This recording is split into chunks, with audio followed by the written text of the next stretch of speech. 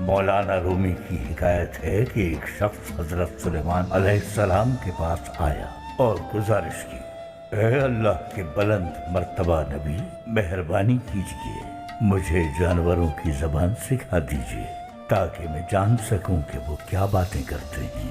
حضرت سلیمان علیہ السلام نے انکار کر دیا اور فرمایا، اگر تم جانوروں کی زبانیں سمجھنے لگ گئے تو صبر نہ کر پاؤ گے۔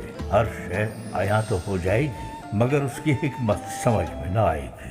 اس آدمی نے بہت منت سماجت کی تو حضرت سلیمان علیہ السلام آمادہ ہوئے اور اس شخص کو حیوانوں کی زبان سکھا دی۔ وہ آدمی خوش خوش اپنے گھر گیا۔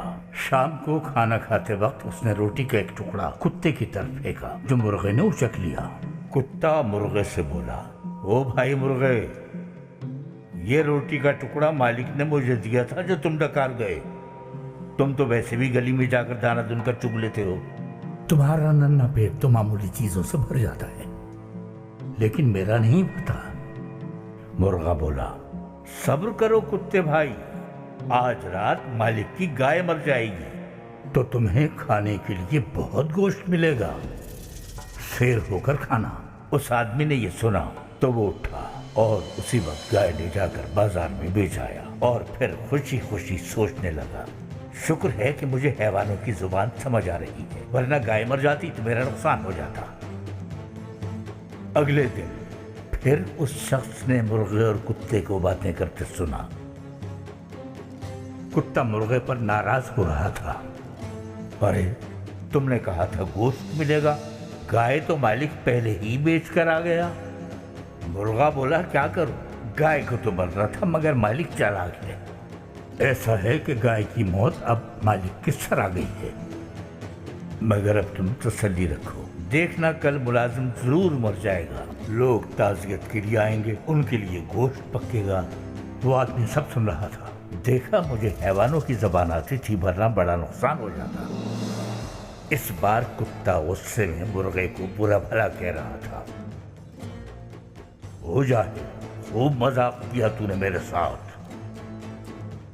تو نے کہا تھا کہ ملازم کے مرنے پر گوشت ملے گا، اگر وہ مرا بھی ہوگا تو اپنے نئے مالک کے گھر جا کر، گوشت تو وہاں پکا ہوگا جناب، ہمیں کیا ملا۔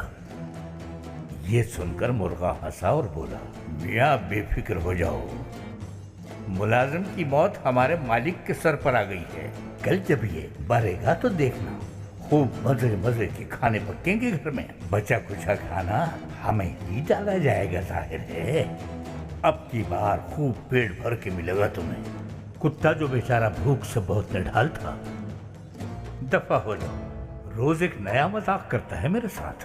آدمی اپنے مرنے کا سن کر کانپ اٹھا، حواس باختہ ہو کر ایک ایک کی منتیں کرنے لگا، خدا کے لیے مجھے موت سے بچا لو، میں مرنا نہیں چاہتا، خدا کے لیے بچا لو۔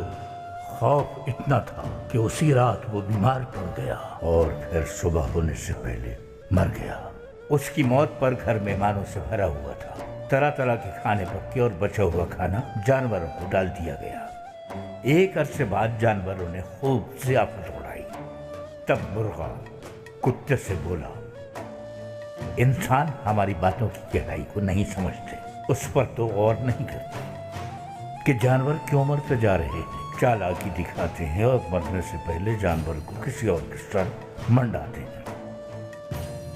ہاں اگر خریدار مل جاتا تو یہ اپنے مرنے کا سنتے ہی خود کو بھی بازار میں بیچ آتا۔ یہ چالاکیاں انجام کو تو پہنچتی ہیں آخرکار۔